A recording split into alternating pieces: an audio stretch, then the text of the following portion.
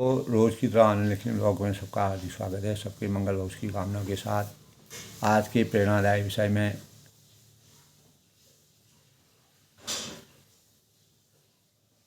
त्रिकाल बाधित समय को मनुष्य ने अपनी सुविधानुसार भले ही दिन, महीने, वर्ष, युग में और कल्पों में बांधने का प्रयास किया, पर बांध नहीं पाया। तो इसी प्रसंग में समय की उपासना और समय के महत्व को जानते हुए हमें अपने जीवन में कैसे समय का सही सदुपयोग करके अपने जीवन को उजागर करना चाहिए। इस अनित्य जगत में दोस्तों दो ही चीज़ें सत्य मानी गई हैं, एक है परमात्मा, दूसरा है समय। दोनों दृश्यमान न होने के कारण केवल अनुभव गम्य है। नास्तिक भले ही परमात्मा तत्व को न स्वीकारते हों, पर समय को कोई अस्वीकार नहीं कर सकता। यदि समय को परमात्मा का स्वरूप कहा जाए तो किंचित असत्य नहीं, क्योंकि निराकार, निर्विकार, अविनाशी, अजन्मा, विभु आदि जो गुण परमात्मा के हैं वही समय के भी हैं। तो जिस प्रकार दोस्तों परमात्मा नित्य, सत्य, सनातन, अनादि और अनंत है, उसी प्रकार समय भी इन्हीं गुणों से परिपूर्ण है। तो सूक्ष्म रूप में अगर हम विचार मंथन करते हैं तो सृष्टि का कण कण समय की अधीनता को स्वीकार करता है और परमात्मा के समान यह समय ब्रह्मांड की रचना के पूर्व भी था और बाद में भी रहता है। वह भी मात्र तटस्थ, साक्षी और दृष्टा है। तो सभी को समान अवसर देता है, जैसा एक ही परमात्मा को जो जिस भाव से देखता है, जिस भाव से स्मरण करता है, जिस प्रकार से पूछता है, जिस भाव से मनन करता है, जिस भाव से स्तुति करता है, उसी रूप में वह उसको दिखाई देते हैं। साक्षात स्वरूप, शाश्वत सत्य यही है। इसी को यूनिवर्सल ट्रूथ कहते हैं, क्योंकि जैसे भाव को हम देखते हैं उसी रूप में हमको वह दिखाई देता है। परमात्मा के स्वरूप को हम जिस रूप में अपने अंतःकरण में विराजते हैं वही स्वरूप हमको सर्वत्र दिखने लगता है। तो वैसे ही समय को जो जिस भाव से अंगीकार करता है उसी रूप में फल प्रदान करता है और यही उसका ईश्वरत्व है और यही इसका वास्तविक भगवत्ता है, भगवान की शक्ति है। तो त्रिकाल बाधित जो समय की मनुष्य में अपनी सुविधा अनुसार भले ही दिन, महीने, घड़ी, काल, वर्ष, युग, कल्प में बांधने का मनुष्य ने प्रयास किया है, पर बांध नहीं पाया, उसको नियंत्रित नहीं कर पाया। इसे वही बांध सकता है जिसने इसका मूल समझा है। सृष्टि की रचना के अनुसार ब्रह्मा, विष्णु, महेश के द्वारा सृष्टि की रचना जब हुई तो उन्होंने मिश्रित रूप में सृष्टि की रचना की और इस सृष्टि की रचना के अनुरूप जहाँ अच्छाई है वहाँ बुराई है, जहाँ सुख है वहाँ दुख है, जहाँ अनुकूल है वहाँ प्रतिकूल है, जहाँ मंगल है वहाँ अमंगल है, जहाँ सुख है वहाँ दुख है। तो जो भी एक दूसरे के बुराई अच्छाई सत्य और असत्य, जहाँ सत्य है वहाँ असत्य भी होगा। तो दोस्तों सबसे बड़ी हानि क्या है हमारे जीवन में? सबसे बड़ी हानि क्या है? शिष्य ने कहा गुरुदेव से, तब धन की हानि सबसे बड़ी हानि बताया। तो गुरु ने कहा कि नहीं वत्स, यानी अपने शिष्य से कहा कि ऐसा नहीं है। सबसे बड़ी हानि धन की नहीं समय की होती। इस समय अगर एक बार चला जाता है और वह जो है दोबारा लौट करके नहीं आता है, पर बीते हुए समय को कोई नहीं जान सकता। भूतो न भविष्यते। तो जो तभी कहा है काल करे सो आज करे, आज करे सो पल में प्रलय होएगी, बहुर करोगे। तो जो जो इसका मूल्य समझता है, जो इसके महत्व को समझता है, जो इसके महत्व और लक्ष्य को समझ करके आगे बढ़ने की प्रेरणा लेता है, तो समय उसी का ही साथ देता है और उसी के अनुरूप समय की वास्तविक पराकाष्ठा है। तो अगर हम कुछ समय के लिए अपने चिंतन में सोचें कि चंद मिनटों का मूल्य जो यानी नामुमकिन, यानी बड़ी ही मुश्किल से हमें समय की प्राप्ति होती है, तो अपनी मातृभूमि और संस्कृति और मानवता के लिए अर्पण किया गया जो समय है, जीवन को अमरत्व दे देता है। अगर एक सैनिक है, लड़ाई के मैदान में खड़ा है, अगर वह समय का सही सदुपयोग नहीं करेगा तो दुश्मन हमारे क्षेत्र को घेर लेगा, हमारी सेना को पराजित कर लेगा। तो उस समय के महत्व के अनुसार हमें किस प्रकार के कार्य को करना चाहिए वह बड़ा मायने रखता है। तो वास्तव में दोस्तों यही समय की उपासना है और ईश्वर की प्राप्ति का यही बड़ा मानक है। तो इसका सदुपयोग, समय का अगर इतना बड़ा महत्व है तो समय का सदुपयोग हमें अपने जीवन में कैसे करना चाहिए? जीवन को सफल एवं सार्थक बनाने का रहस्य समय के सदुपयोग में निहित है। तो समय का सही लाभ उठाने के लिए दोस्तों आवश्यक है कि एक समय में एक ही काम किया जाए। जो व्यक्ति एक ही समय में कई कार्यों में उलझ जाता है, फंस जाता है और उसका मन भ्रमित हो जाता है, दुविधामय जीवन बन जाता है, तो उसका एक भी कार्य जो है मन की इच्छा के अनुसार अपेक्षित रूप में सिद्ध नहीं हो पाता है। तो समय की धारा निरंतर प्रवाहित होती रहती है। जिस प्रकार जल की धारा अनवरत रहती है, वह कभी रुकती नहीं है, इस प्रकार समय जो है अगर एक क्षण चला गया वो कभी लौट के नहीं आता है और फिर शून्य में विलीन हो जाता है। तो इसीलिए दोस्तों जीवन में उपलब्धियों की आकांक्षाओं की आवश्यकता होती है।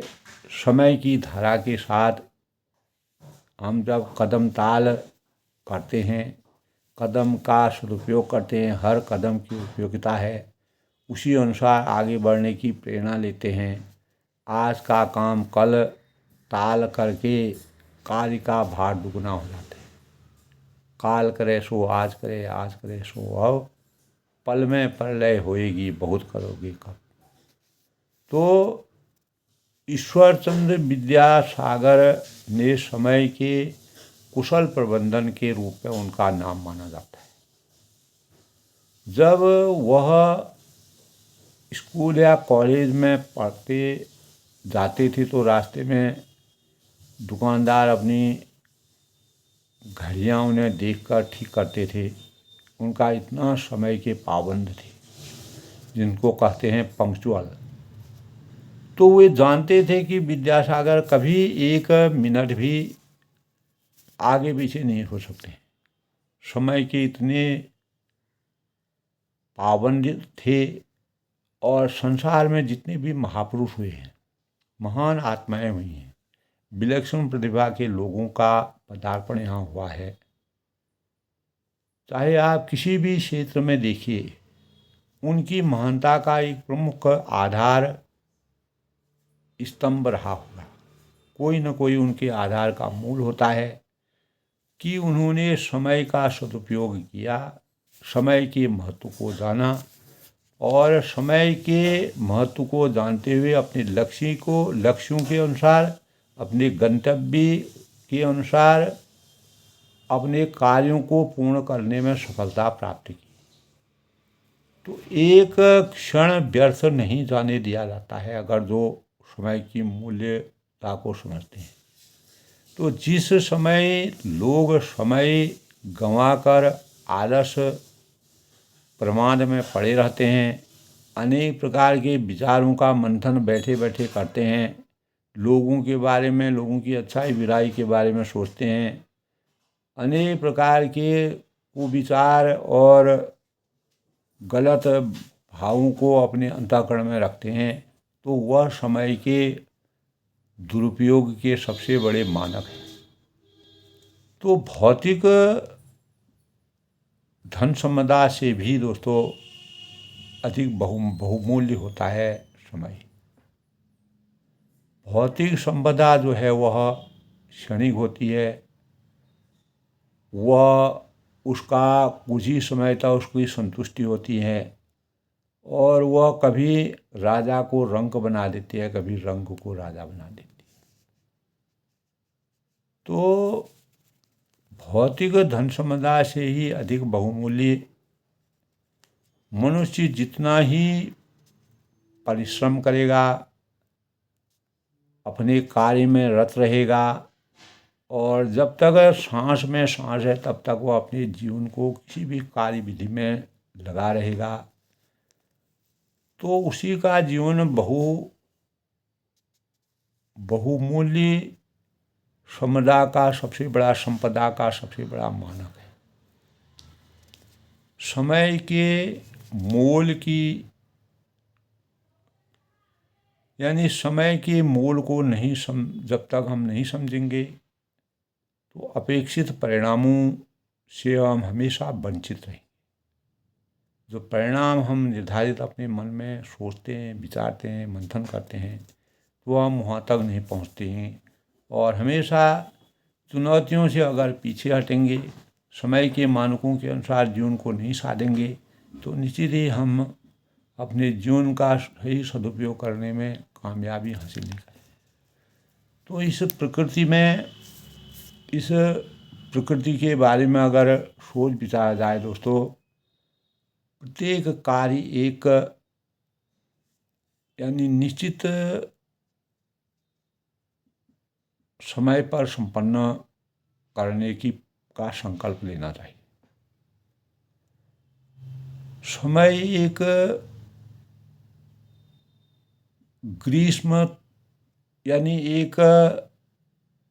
ग्रीष्म तपता है, यानी अपने समय पर पानी जो है वह बरसाता है जब ग्रीष्म तपता है, और सही समय आने पर शीत दस्तक देता है। तो काले बादल डीजल आए, भूरे बादल पानी लाए। तो वही जब समय पर अगर ग्रीष्म तपेगा नहीं तो समय पर जो है पानी नहीं बरसेगा, और सही समय आने पर शीत तभी दस्तक देगा। चंद्रमा है, सूर्य है, ग्रह हैं, नक्षत्र हैं, तारे हैं, सभी समय के अनुसार गतिमान रहते हैं। धरती है। तो इससे इतने विशाल कर्तव्य क्रम को मनुष्य तभी पूरा कर सकता है जब जीवन के एक एक क्षण की को सावधानी के साथ उपयोगी एवं उपयुक्त दिशा में निवेश करें। दोस्तों, जीवन को की जो अवधि सीमित होती है, सीमित होने के साथ साथ अनिश्चित एवं अज्ञात भी होती है, क्योंकि मानव जीवन का जन्म और मरण जो है वह अज्ञात ही माना जाता है। इसीलिए इसे निरंतरता के साथ अपने कर्तव्य का निर्वहन करते हुए, समय का सदुपयोग करते हुए आगे बढ़ना चाहिए।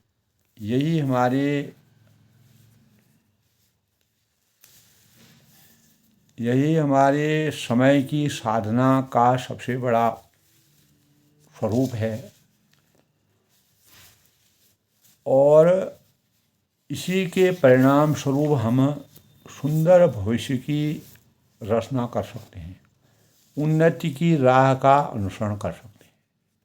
तो जब यानी प्रत्येक मनुष्य मात्र को स्वयं के, संतति के तथा परिजनों के सुंदर भविष्य की चिंता रहती है।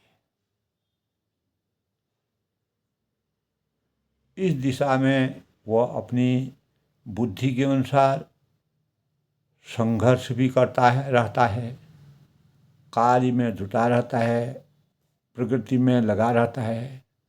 जहाँ कुछ लोग भविष्य को लेकर आश्वस्त रहते हैं, वहीं जो अधिसंख्यक जन लोग सदा आशंकित, चिंतित मिलते हैं, हमको ऐसी दशा में मिलते हैं। यह अंतर व्यक्ति के सोच से उत्पन्न होती है। सोच में अस्पष्टता हो तब सुख संतुष्टि तो दूर, चिंताकुल और अधीर रहना व्यक्ति का स्वभाव बन जाता है। तो हमारे स्वभाव में वह धीरे धीरे प्रवाहित होता है। तो इसके विपरीत प्रभु भगवान और उसकी योजना में आस्था रखने वाले को निरंतर उच्च शक्तियों से यानी संबल मिलता रहता है, एक विकल्प मिलता है, एक स्तंभ मिलता है, एक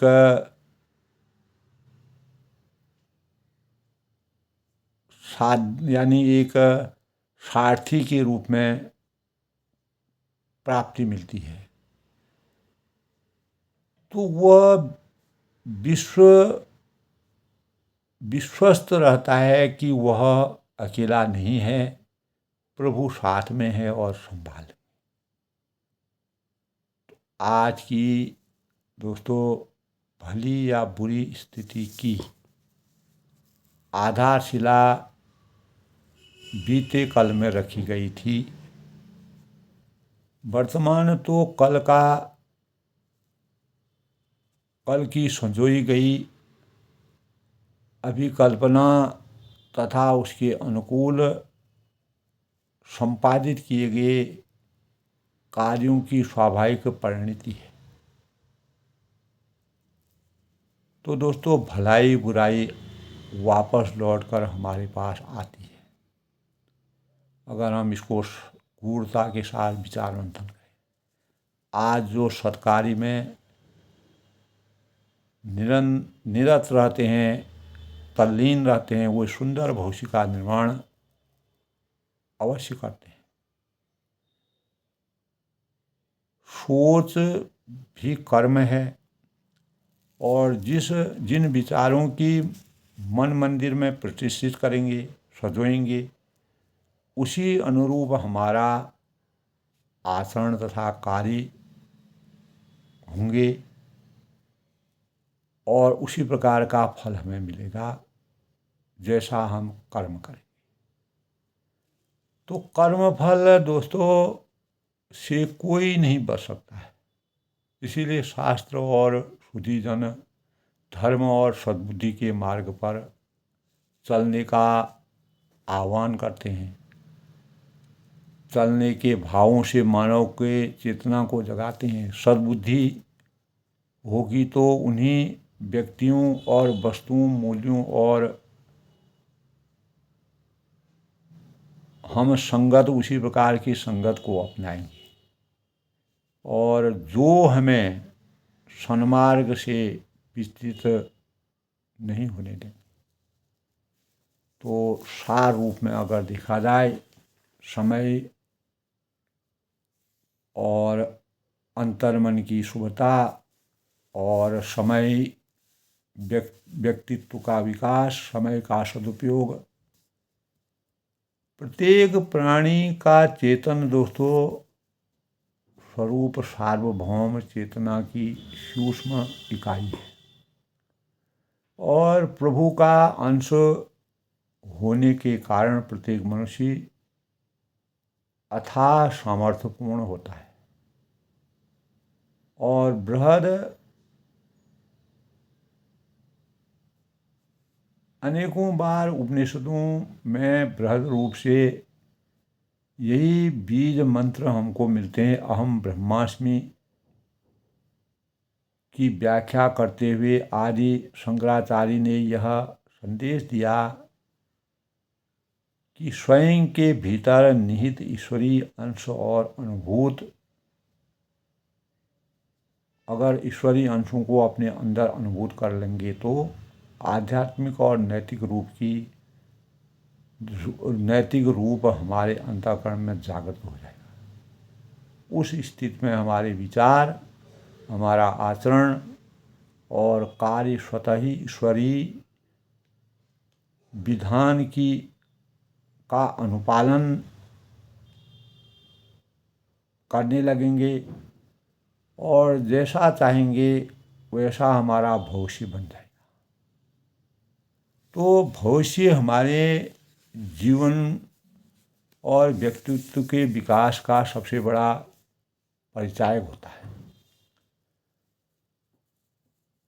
देव संस्कृति का दोस्तों स्थान विश्व को समस्त संस्कृतियों में सर्वोपरि रहा है। जहाँ के निवासी देवता हूँ उसे देव संस्कृति कहते हैं।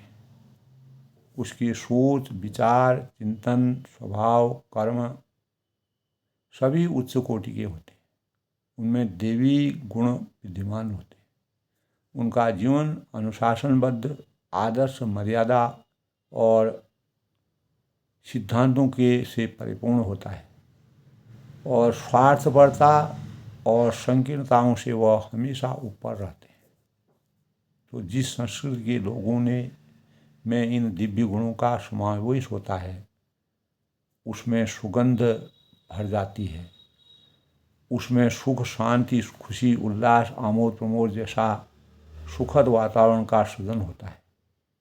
तो ऐसे परिवार, समाज, देश, व्यक्ति के व्यक्तित्व का विकास होता है।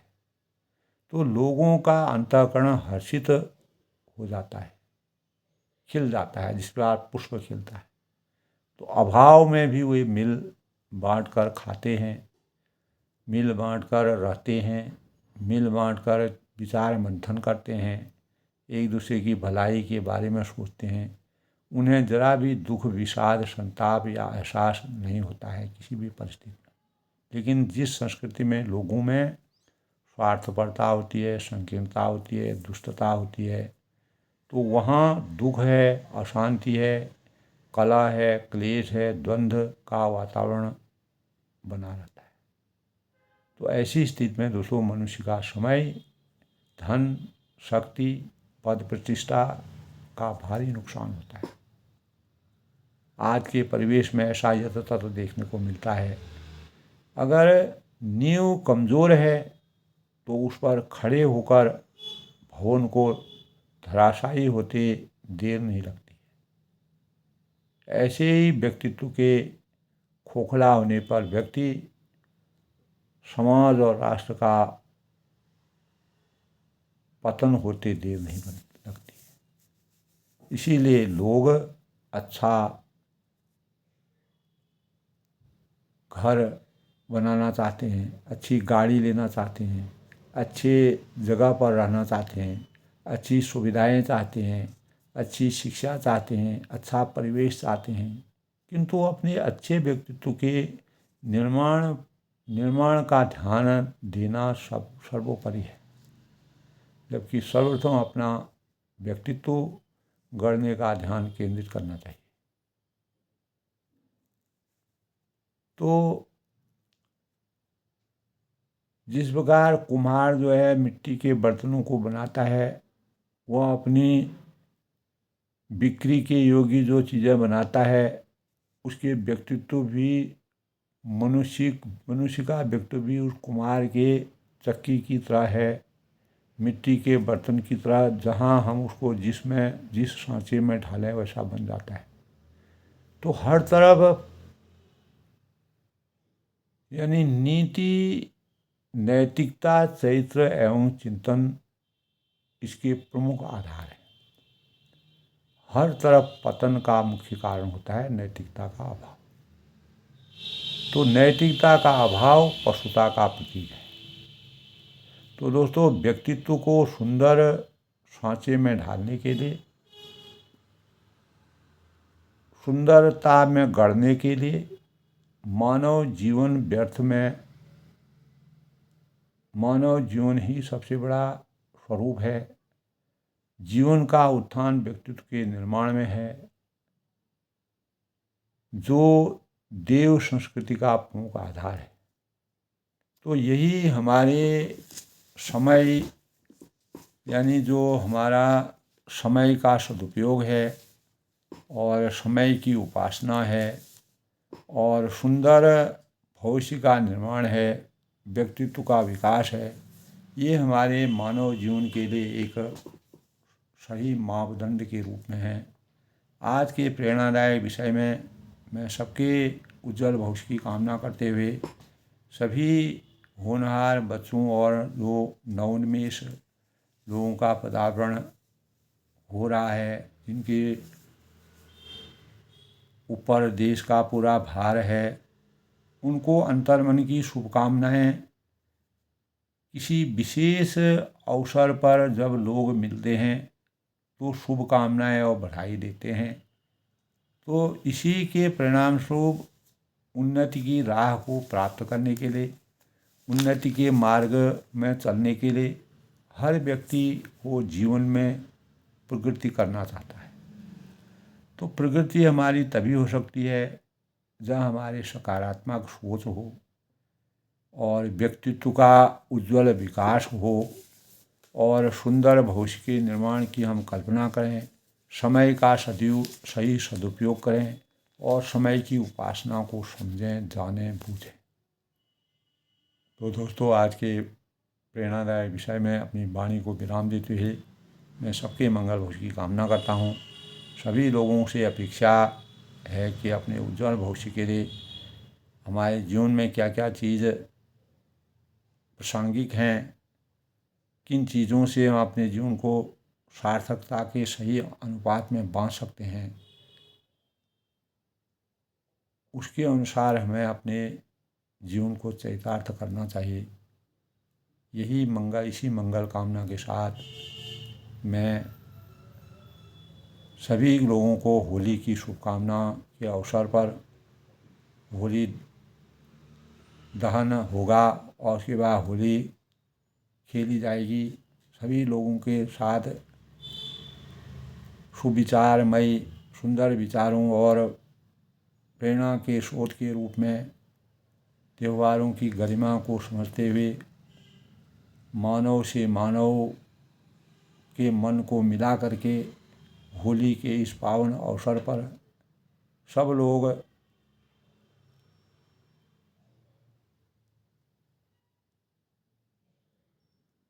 प्रसन्नता और खुशियों के और प्रेम अनेकता में एकता के भावों से देश की उन्नति को हमेशा कायम रखने के लिए सद्विचार सद्भावनाओं के सदुपयोग से भाईचारे के भावों से होली मिलन का त्यौहार मनाएं। मैं सभी को होली की शुभकामनाओं की अनेकों बार बधाइयाँ देता हूँ और सबके उज्जवल भविष्य की कामना करता हूँ। सब लोग सुखी रहें, खुश रहें, उनका जीवन खुशहाल बने, यही मेरी मनोकामना है। परमात्मा से मैं सबके उज्जवल भविष्य की कामना करता हूँ।